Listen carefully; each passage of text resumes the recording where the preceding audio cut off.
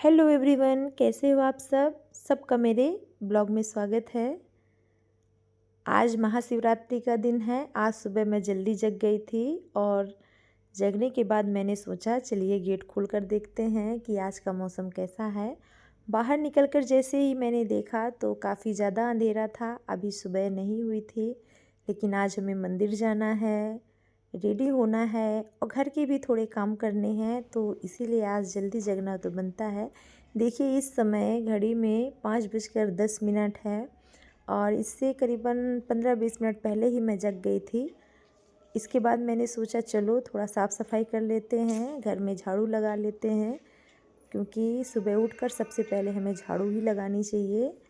और झाड़ू लगाने के बाद मैं नहाकर आ गई और मैंने रेडी होना स्टार्ट कर दिया।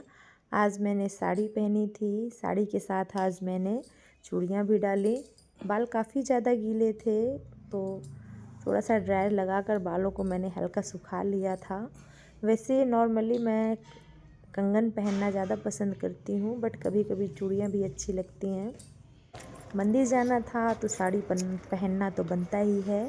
इसके बाद हम लोग निकल आए और मंदिर जाने के लिए रेडी हो गए। घर को लॉक भी कर दिया। बच्चों को नहीं लेकर जा रहे हैं क्योंकि सुबह है और बच्चे परेशान हो जाएंगे, सुबह सुबह उनको रेडी करेंगे। तो पीहू मेरी जग गई थी और पीहू को मैंने बोल दिया था कि बाबू का ध्यान रखना।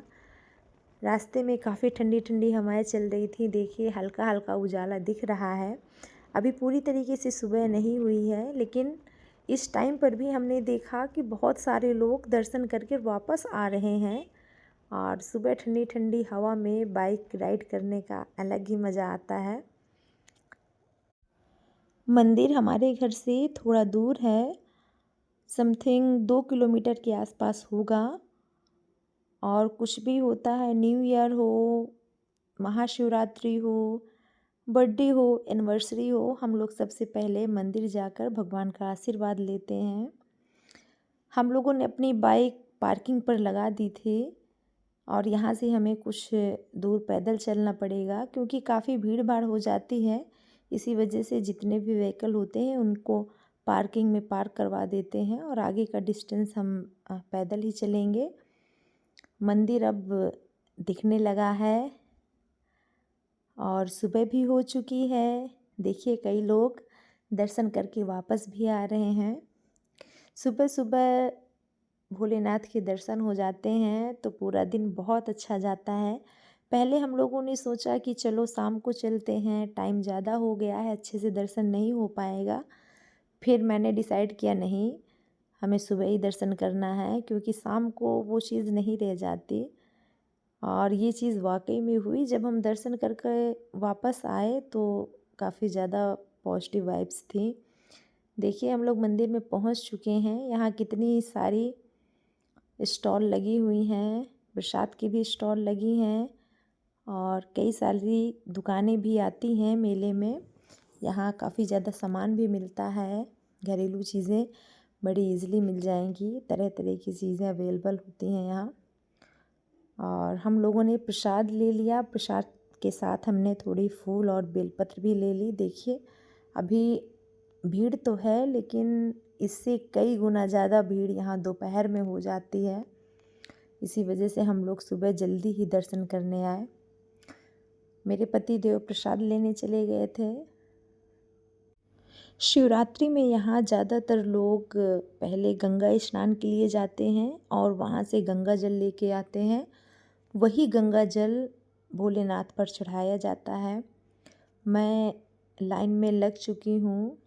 ज़्यादा बड़ी लाइन नहीं है। अभी देखिए आपको भीड़ दिख रही होगी, लेकिन ये भीड़ कुछ भी नहीं है। काफ़ी दूर से लाइन लगती है। हम लोग लाइन पर लग गए थे। हस्बैंड मेरी बगल वाली लाइन पर लगे थे जो मेंस वाली लाइन थी, लेकिन बाद में हमने देखा सारे लेडीज़ और जेंट्स मिक्स हो रखे हैं। ये मेरे थोड़ा सा आगे चल रहे थे। देखिए भगवान नंदेश्वर धाम की जय। यहाँ जो भगवान भोलेनाथ बैठे हैं वो नंदेश्वर धाम से बैठे हुए हैं। और यहाँ और भी छोटे छोटे मंदिर हैं। यहाँ यह दुर्गा माता का मंदिर है। देखिए हस्बैंड मेरे यहाँ तिलक करवा रहे हैं। मैंने भी पंडित जी से प्रसाद लिया और प्रसाद के साथ साथ में आशीर्वाद भी लिया। जब भी हम यहाँ आते हैं, ये पंडित जी हमें हमेशा यहीं इसी मंदिर में बैठे हुए मिलते हैं। हम हमेशा इनका आशीर्वाद लेकर ही घर जाते हैं। आज का दिन हमारा वाकई में बहुत अच्छा रहा, क्योंकि आज के दिन की शुरुआत ही हमारी इतनी अच्छी थी। जिस दिन की शुरुआत भगवान भोलेनाथ के दर्शन से हो, उस दिन से अच्छा और कोई दिन नहीं जा सकता है। शिवरात्रि वाले दिन इस मंदिर में काफ़ी बड़ा भंडारा होता है। दर्शन करने के बाद मैंने अपने हस्बैंड से बोला, चलो भंडारा स्टार्ट हो गया है, चलते हैं प्रसाद लेकर आते हैं। बट इन्होंने मेरी बात नहीं सुनी और हम लोग वैसे ही घर की तरफ निकल आए। बच्चों का फ़ोन आ चुका था, मम्मा जल्दी आ जाओ, इसलिए घर जाने की भी जल्दी थी। इसी वजह से हमने भंडारे का प्रसाद नहीं लिया और हम घर की तरफ वापस चल दिए। लेकिन बोलते हैं ना, दाने दाने में लिखा है खाने वाले का नाम। और रास्ते में ही हमें एक ऐसा भंडारा मिला जहाँ खीर बट रही थी, तो वहाँ हमने भोले बाबा का प्रसाद ग्रहण किया और भंडारा खाने की मेरी भी इच्छा पूरी हो गई। हमने सोचा था बच्चों के लिए रास्ते में कुछ ले लेंगे, और जब भी हम घर जाते हैं तेजस काफ़ी ज़्यादा परेशान करने लगते हैं कि मम्मा क्या लेके आई हो। रास्ते में हमें कुछ खास तो समझ में नहीं आया, लेकिन तेजस के लिए हमने देखिए क्या लिया है। बजा के तो दिखाओ। तुम बजा के दिखाओ।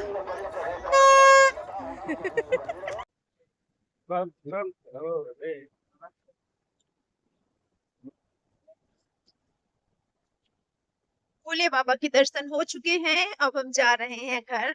सुबह हो गई है, हल्का हल्का उजाला भी आ चुका है। सूर्यदेव भी दर्शन दे रहे हैं। खेतों में इस समय की फसल खड़ी है, बाकी है। हैं? इस समय रोड सुनसान है।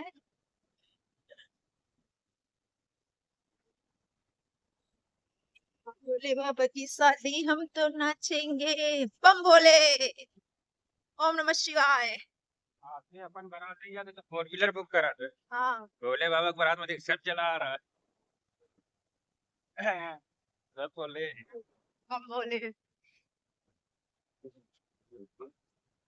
आदमी कितने की चटनी बाजार। बहुत मजा आ रही है। साफ रोड है तो और भी अच्छा लग रहा है। सीधे देखो आप,